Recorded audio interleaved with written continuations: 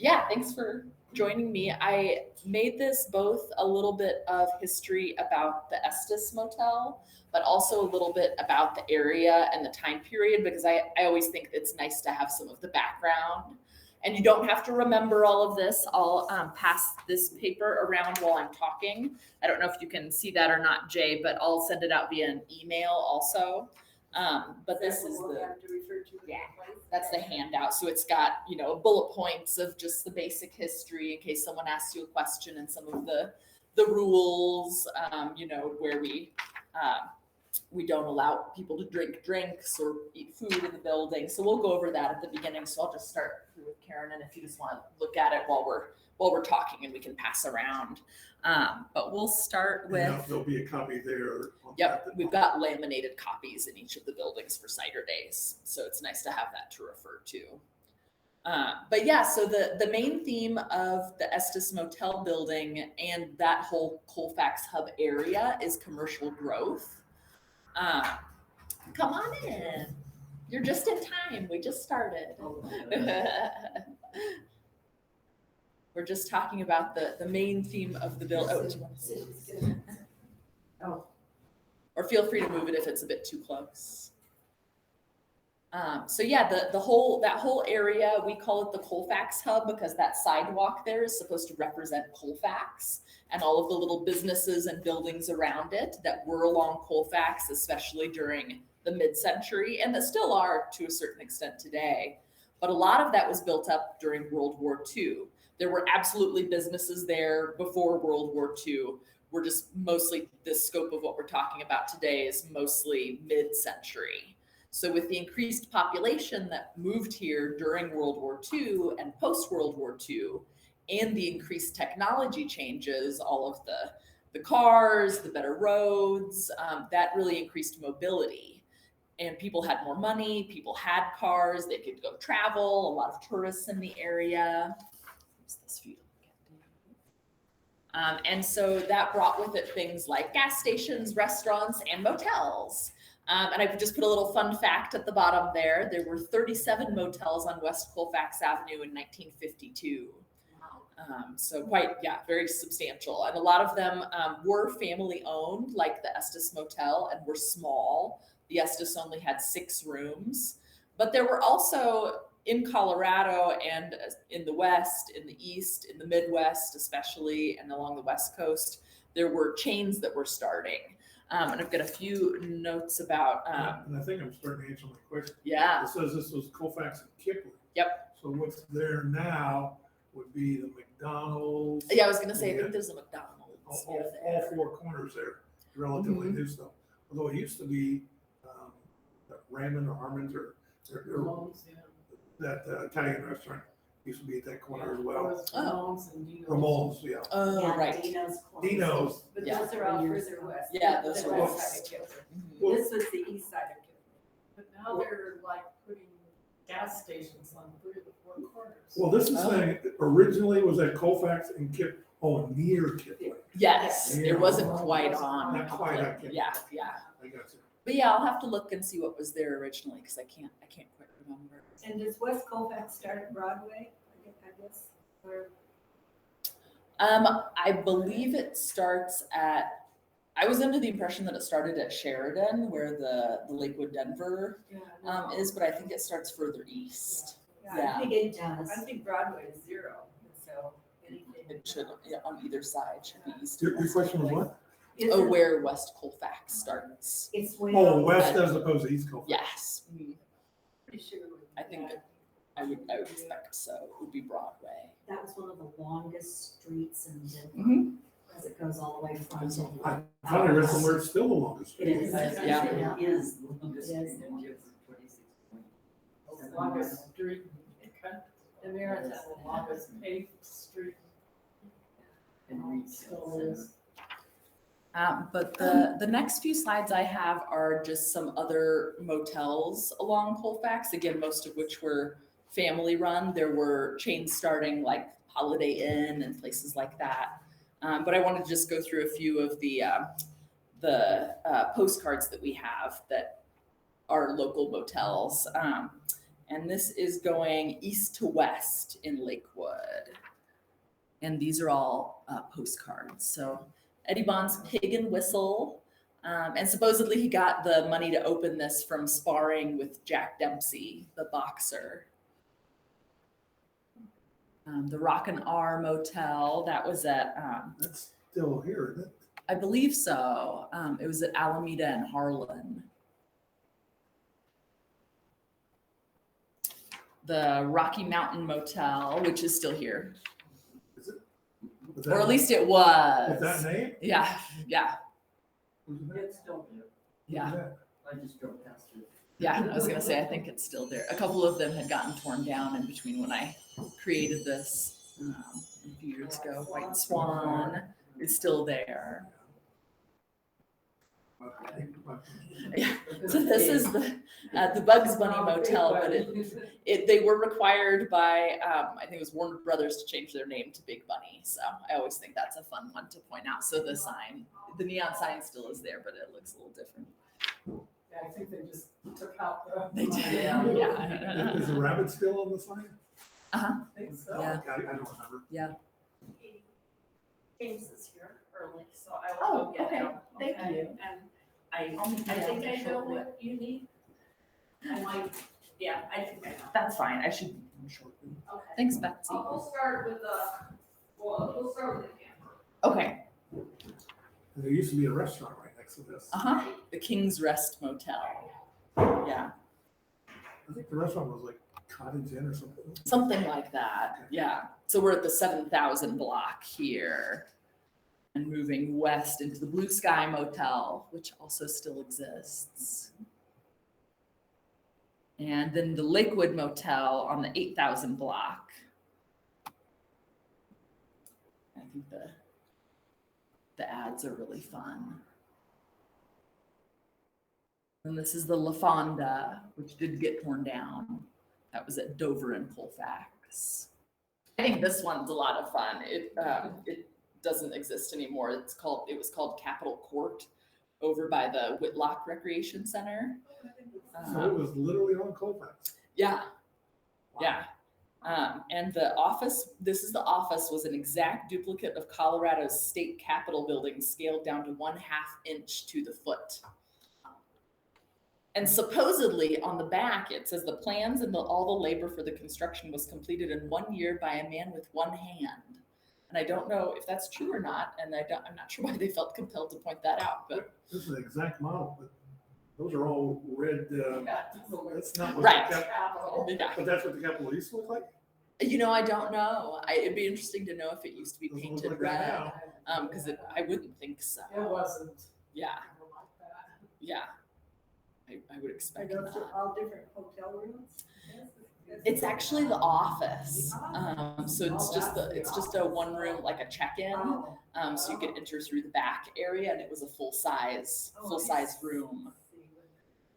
yeah, the people, it's just a little taller than the people. Mhm. Okay. Yeah. Interesting. So I've always found that one very, very fun.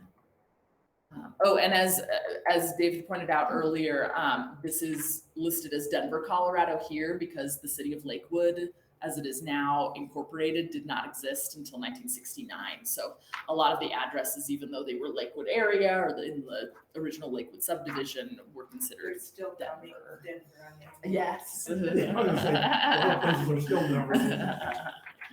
And this is Homestead Motel, east of Garrison, kind of near the Glens area. And so, yeah, still exists. Mallory Manor, which still exists. And they're out on the back said, most convenient to the mountains, specializing in telephone service, free television, air conditioning, and baby cribs. Oh, So I like that one. That's interesting. wow, that's kind of exciting. What's that? So that one is the, I think that's the Idlewild. Yes, the Idlewild Motel near Kipling and Colfax, so not too far from the Estes. $6 a night in the 1950s. It no longer exists, but it had a playground, tile showers, central steam heat.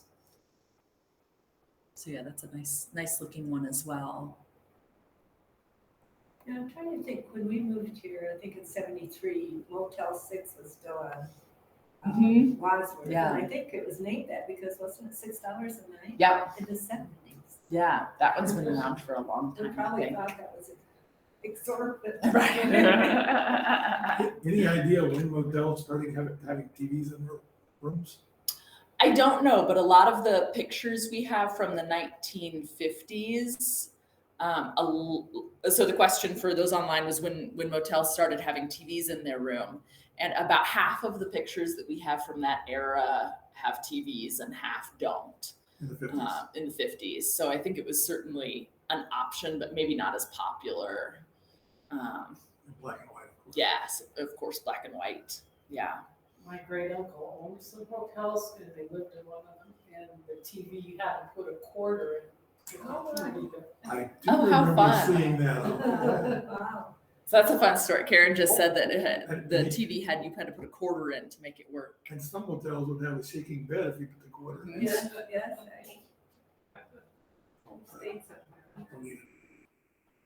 And so this is more the story of the family that we're talking about, the Estes family. A lot of people will ask if the family is related to the Estes of Estes Park. They are not, as far as we know. They moved here from Nebraska in 1944, just at the very end of World War II. And I actually just looked them up on Ancestry.com. Kind of an interesting story. He was Clifford Estes was a fireman and a truck driver and managed some retail out in Nebraska. And he and Christine, his wife, she was a homemaker. They married very young.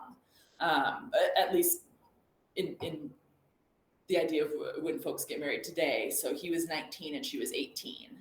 And they had 3 kids. And so this was almost like a retirement experiment for them. We're not quite sure exactly why they moved. I'd be really interested to know that, especially during maybe it was the war, maybe they thought there was more opportunities. There were more opportunities out in Denver. But they moved, and all 3 of their grown children and their families moved at the same time. Because by 1950, all of their families and their kids and their husbands and wives were all out here in the Denver metro area. One family was up in Arvada, one was in Denver, one was out here in Lakewood. And so this was almost, sort of a retirement experiment for them. So they built a house right there on Colfax and Kipling. And then in 1948, they decided to open a motel, which I think is really interesting. Maybe they saw a lot of others opening. Maybe they saw a lot of people driving down Colfax. And so they built the Estes Motel, 2 separate buildings, one with 2 rooms, which is the one that we have today, and one with 4 rooms, which it was too badly damaged. It was too changed for us to be able to move it here. And we don't necessarily have the space for that many buildings. So we just got the smaller one. And that opened in 1949, and that was 9700 West Colfax Avenue. 9700 West Colfax. The other buildings that are in the back, my eyes just can't see. Sure, the sign. yeah. What do they say? It's not just you. I've got a slightly bigger image at the very beginning here. But I think that they're also motels. At least one of them is a trailer court, I think.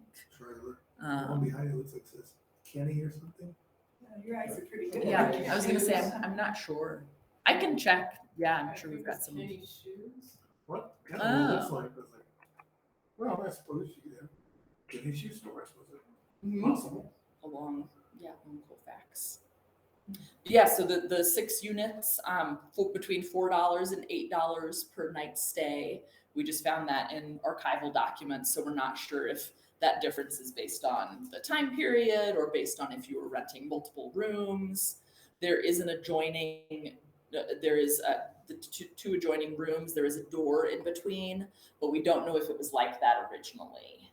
We're not sure if that set of 2 rooms was 2 rooms that were meant to be adjoining, so you'd rent it as a family, or if it was supposed to be separate rooms. Each of them has their own bathroom, so it's possible they were separate.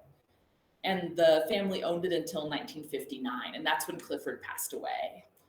We don't know what from, because he was still fairly young. But yeah, so they just owned it for 10 years.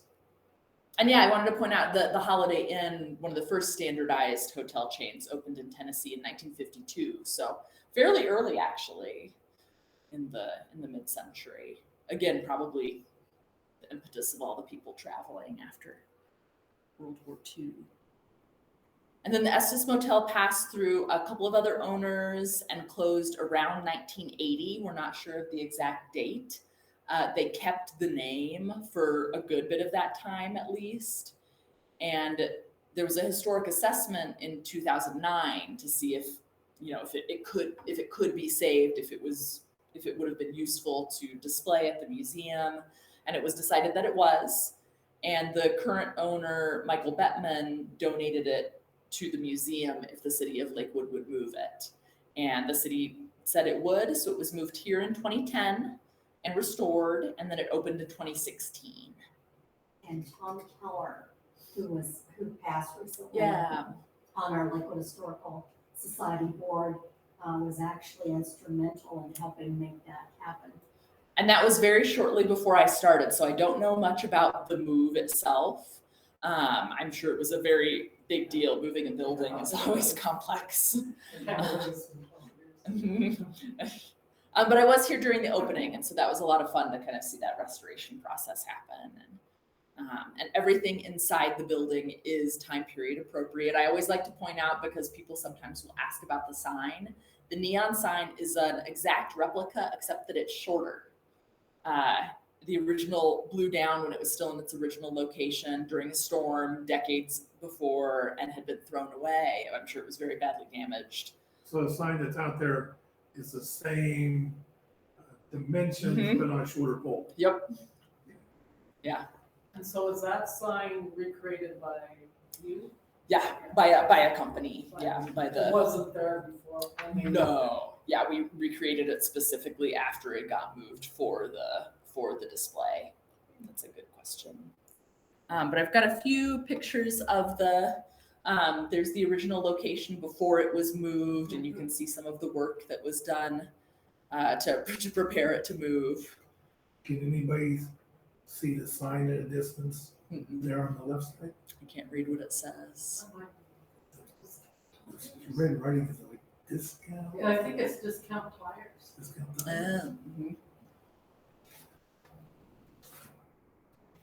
And this was the move. Happened at night, which happens with a lot of the buildings. Occasionally people will ask about that. I think that's right, it was just to the left of the carpet mill, Oh.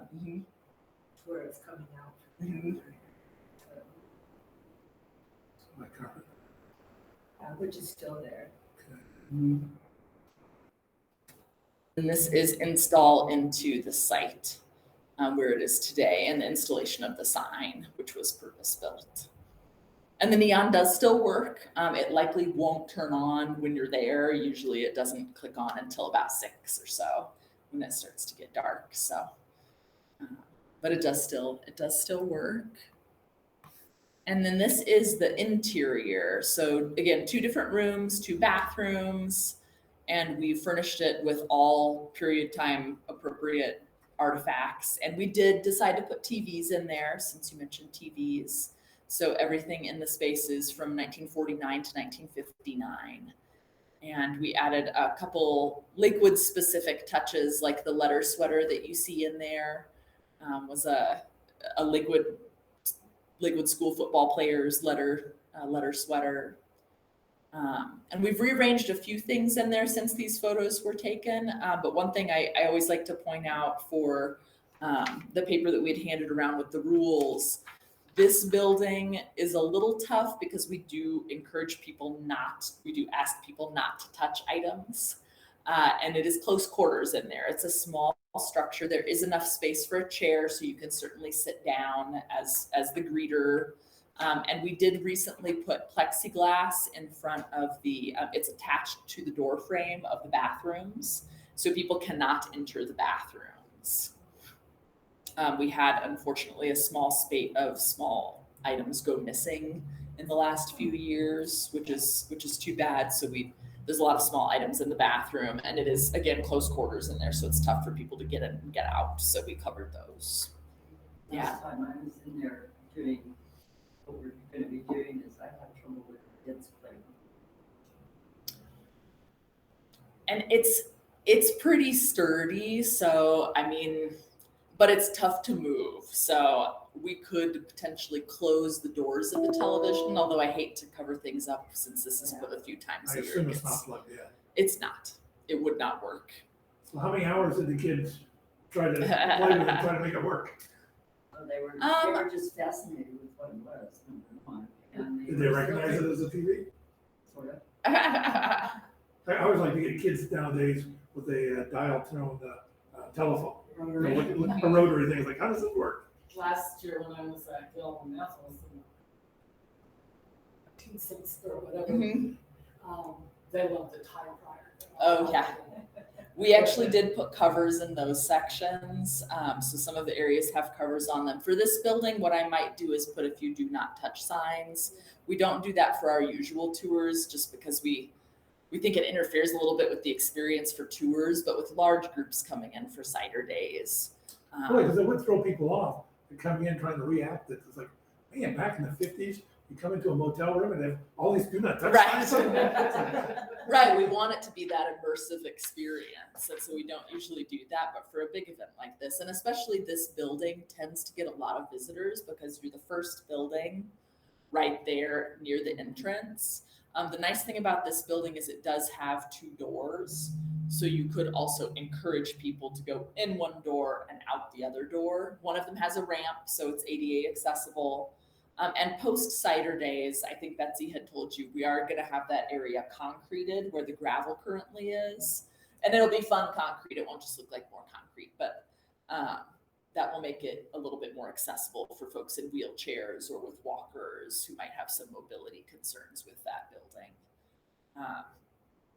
No pets are allowed in the building, so do keep an eye out for that because dogs are allowed at cider days. And that's just to protect the artifacts. A lot of people will say, oh, my dog is very well behaved, and that's fine, but we're trying to minimize the amount of fur and dander and things like that get in the building. What about service dogs? Service dogs are allowed. Yep. That's a great question. Yeah, service dogs are allowed in the buildings. Well, dogs aren't the only. That's true. And I haven't seen any other types of service animals at our events, but they do exist. And we don't have this posted for City of Lakewood. Most museums post that service dogs and horses are the only service animals those are the only ones recognized through the ADA as far as I know. All other animals are considered emotional support animals, just because of the level of training involved. And I have never seen anyone with a miniature horse, but I don't know if they would try and come in this building anyway. A horse can be a service animal? If it's trained well enough. Yeah. Trained to do what? Oh, it can guide. It's mostly for folks who are blind, so it can guide them around. Horse? But there's also other services that they can perform, and we are not allowed to ask those types of questions. We could, in theory, ask what service your animal performs, but I would not even go so far. If someone says that their animal is a service animal, I would let them Well, my visit the pet building. porcupine, that's an emotional support animal? Yes. Well, they have. Maybe I need to yes. interrupt, I'm really, really sorry. No, that's okay. He really needs to go. Oh yeah. Is there anything he needs to look at other than the camper, the public camper? No, because we decided against the. That's what I thought, but Was he able to get a good look at it? yep, Awesome. Thank you, And, Betsy. It's really interesting ideas, Katie. Oh, good. We're gonna have to move some of the big stuff in the equipment yard. Oh, Right. I think she's kidding. Hopefully Not she's really. But yeah, so we don't want to be all about the rules. We do want people to enjoy themselves and have fun, but what we're trying to do is encourage people to have an immersive experience where they can either remember or newly experience the 1950s in Lakewood. But we also are trying to protect some of these objects and artifacts for the future. So The kids can't have their food fight in there. they cannot. No food fights in the building. But yeah, any particular questions about the Estes Motel or activities during the day there? All right, anybody online here with questions? Is the water running in there? Oh, that's a good question. So the plumbing in that space does not work. We did not hook it back up. And that's the other nice thing about having the bathrooms closed off, is that people can't even go in there and mess with it. Now, afterwards, would it be possible for us to walk over and Sure. you show us inside? Yeah.